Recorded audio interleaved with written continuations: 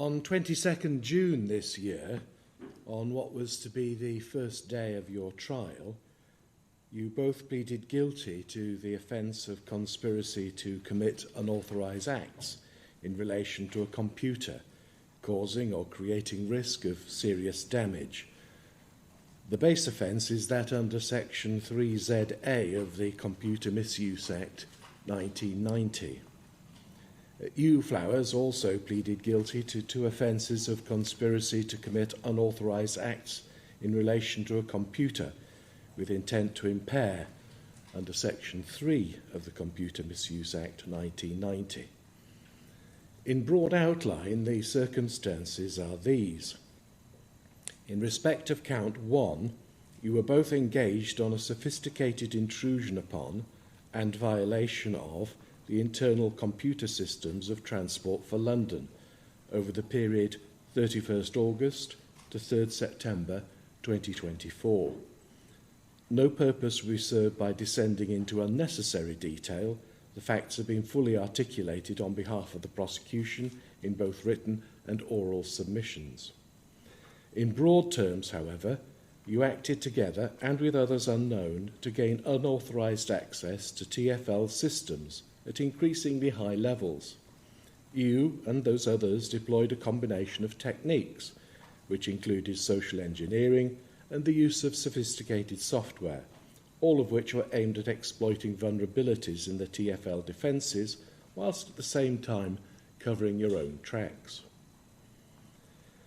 Although your activities did not ultimately have an impact upon the ability of TfL to deliver a safe and reliable network, the actual disruption caused, which was foreseeable and as to which you were reckless, was very serious indeed.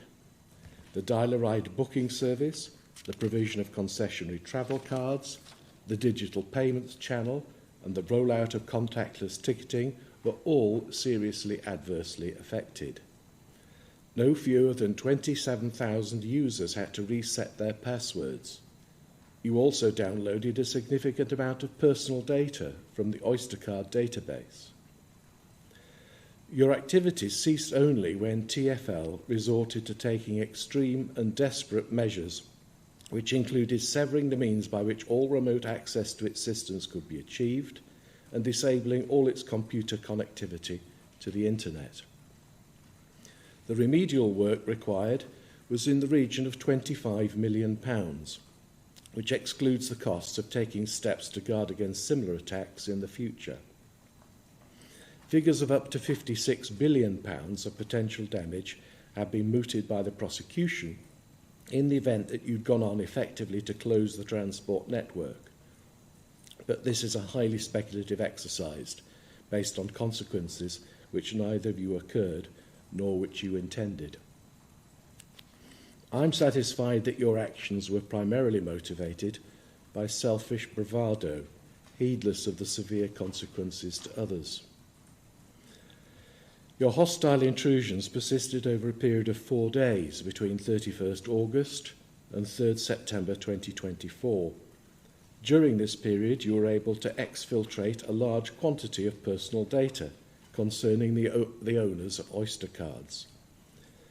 Much of the information presented to me concerning the detail of your activities was derived from videos which you, Flowers, took and which were found on your computer on your arrest.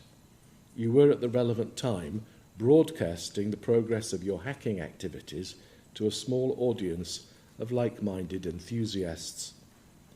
You, Flowers, then embarked on 2 further malign projects involving intrusion into not-for-profit health systems in the United States, SSM Health and Sutter Health.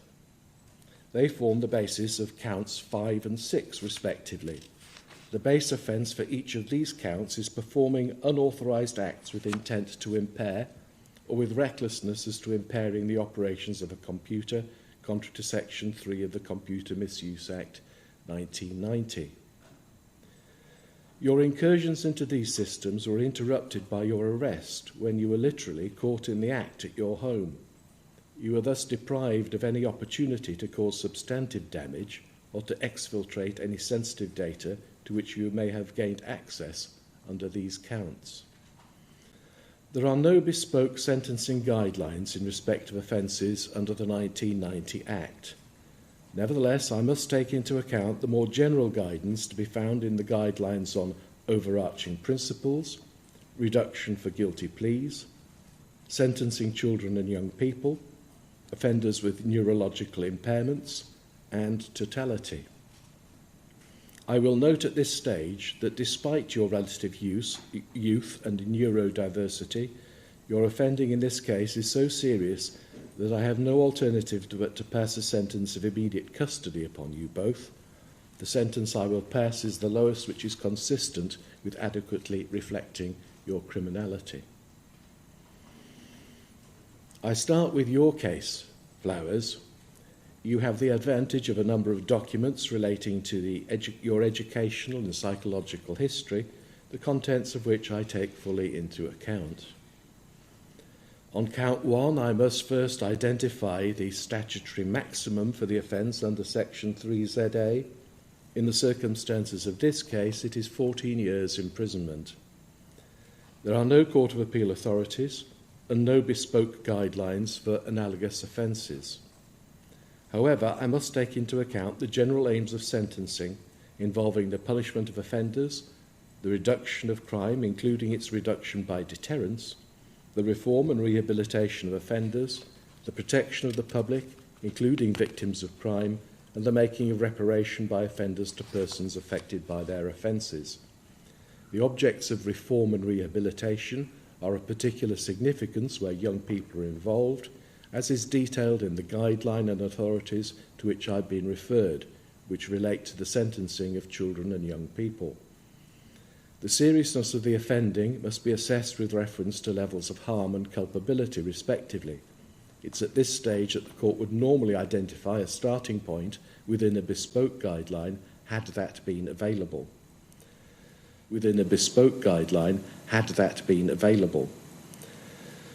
I consider this to be a case involving a medium to high level of culpability, bearing in mind the highly sophisticated nature of the offending, the significant planning, the sustained period of time over which the offending took place, and the large number of people who were predictably adversely affected.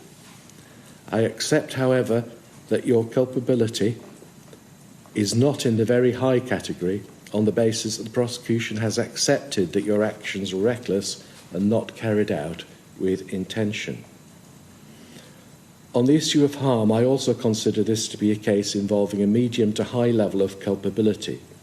Very considerable disruption and economic harm was brought about. But I must take into account that it is already an ingredient of the Section ZA offence that serious damage of a material kind is thereby caused or risked. Double counting must be avoided. In this case, the material risk was to human welfare involving the disruption of facilities for transport.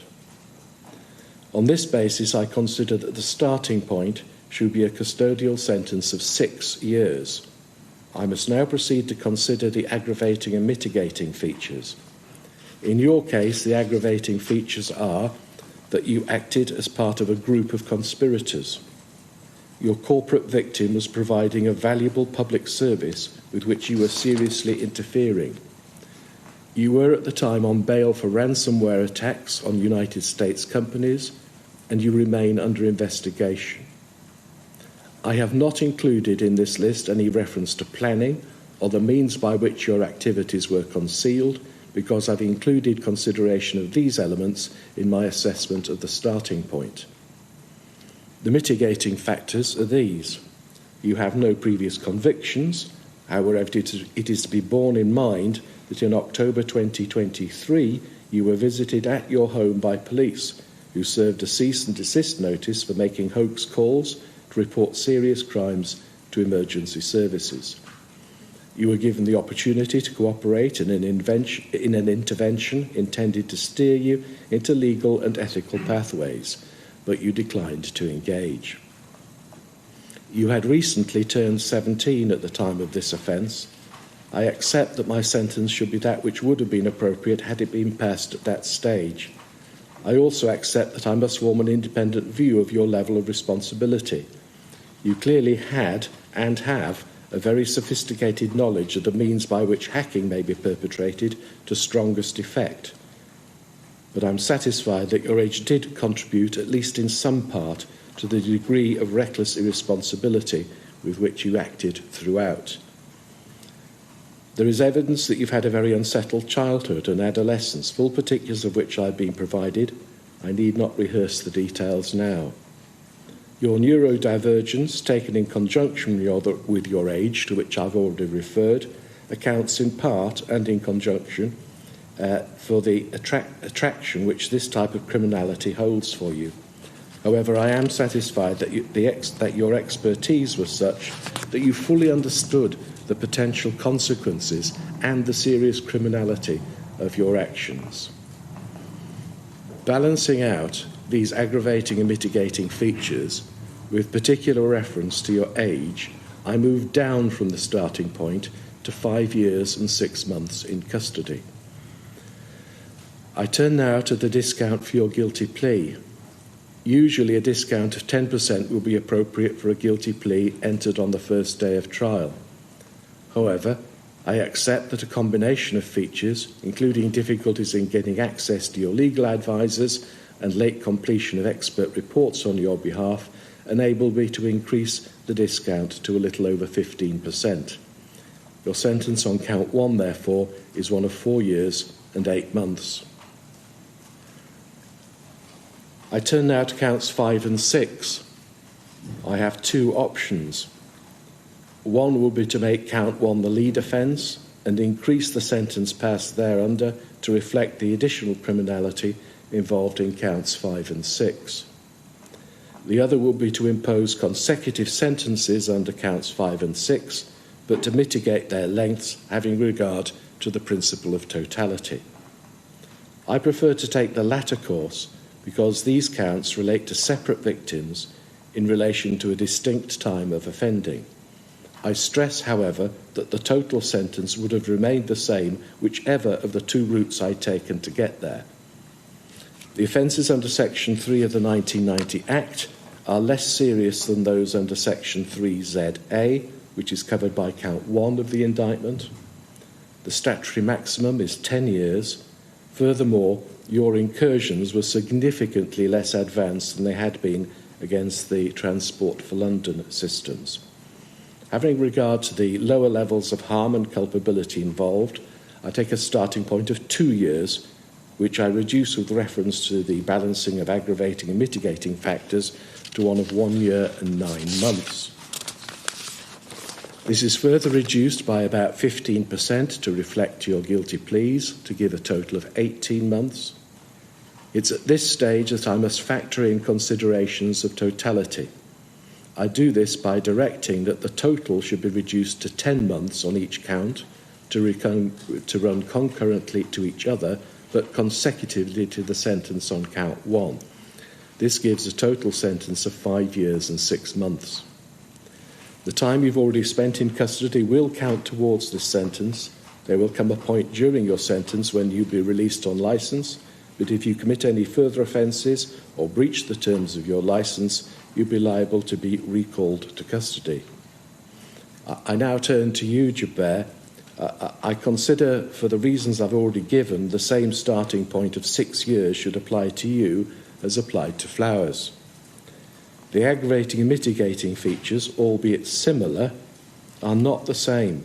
The main differences are as follows. You are 1 year and 4 months older than Flowers, which marks a potentially significant distinction in maturity in late adolescence. I continue to take into account your lack of maturity, but not to the same extent as Flowers.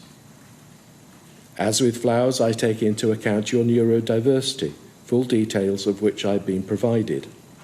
But the level of mitigation must also be reduced, as it was for him, to reflect the fact that you knew full well that your activities were seriously criminal throughout. Furthermore, you lack the mitigating factor of an absence of previous convictions. In your case, you committed this offence whilst you were still the subject of an 18-month youth rehabilitation order. Your history of offending shows a level of persistence in similar offences, undeterred by police involvement and court appearances. It is a seriously aggravating factor. In your case, the balance of aggravating and mitigating features leads to an increase on the starting point to 6 years and 6 months. Applying the same level of discount of 15% for your guilty plea, I round it down to a total of 5 years and 6 months. The time you've already spent in custody again will count towards this sentence. There will come a point during your sentence when you'll be released on licence, but if you commit any further offences or breach the terms of your licence, you'll be liable to be recalled to custody. They may go down. Live sentencing there from Mr Justice Turner of Owen Flowers and Tyler Joubert at Woolwich Crown Court, sentenced a piece, I believe, Barnaby, to 5 years and 6 months. Yeah, that's right, and that reflects the serious nature of this offending, notwithstanding the young age of both of the two men who were involved, Tyler Joubert, who is now 20, and Owen Flowers, who is 18, and they've just been sentenced for offences committed in August and September 2024 when the two of them hacked Transport for London, hacked the TfL. Now, they were both part of a group, a loose group of hackers called Scattered Spider. I think you could almost refer to them as a collective, and that group has been linked to some major cyber attacks over the last year against Co-op, against Jaguar Land Rover, against M&S, among others. Now, in the TfL attack, these two gained access to Transport for London's systems. In doing so, they caused £29 million worth of damage and forced 27,000 employees to go to the office, and they had to reset their passwords. At the time, it was described by officers as a sophisticated attack and an aggressive attack. TfL were forced to suspend certain functions like traffic cameras and dial-a-ride bookings. The pair also built tunnels within TfL's network so that they could regain access to TfL's systems as and when they chose. I think we should just make clear that these two did not steal money from TfL. Rather, the £29 million loss incurred by TfL is what happened as a result of them having to go and fix the damage caused by Joubert and caused by Flowers. Now, when the two were arrested, Flowers was arrested and his computer was mid-hack when he was arrested. And what police found on his computer were recordings of Joubert carrying out hacking and telegram chats between the two of them detailing what they were doing. No evidence was actually recovered from Joubert's laptop. It was the stuff that was on Flowers' laptop that was ultimately incriminating. The investigation that has ultimately seen these two brought to justice was long-lasting and wide-reaching. It involved a number of international partners as well as the National Crime Agency here in the UK, who described this as the largest, perhaps the most complex cybercrime investigation they'd ever carried out in the UK. And they've been speaking about that in the aftermath of this sentencing. It has been the largest and most complex cybercrime investigation ever undertaken by the NCA and the largest criminal prosecution of cyber offenders in UK history. These offenders were part of Scattered Spider, a criminal group responsible for some of the most serious and damaging cyber attacks affecting the UK and countries around the world. Well, as we heard in the judge's sentencing remarks there was mitigation put forward by defence barristers for both Flowers and Joubert. For Flowers, he was described by his defence barristers in court as immature. The judge was made aware of his neurodivergency, and that was taken into account.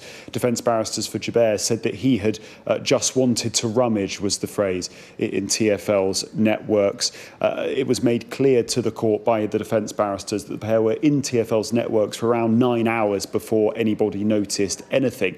And Joubert's lawyers compared him to Oliver Twist. They said that he was a young man who had been groomed and exploited by older criminals. Now, of course, the judge will have taken that mitigation into account. We have just heard that, but these were serious offences. The judge said, so serious that I have no alternative than custodial sentence. And as you said, Gareth, both men now sentenced to 5 years and 6 months in prison, and they will have to serve at least half of that sentence before they'll be considered for release. Barnaby, thank you so much. Live page on the Sky News app. Let's now bring you this.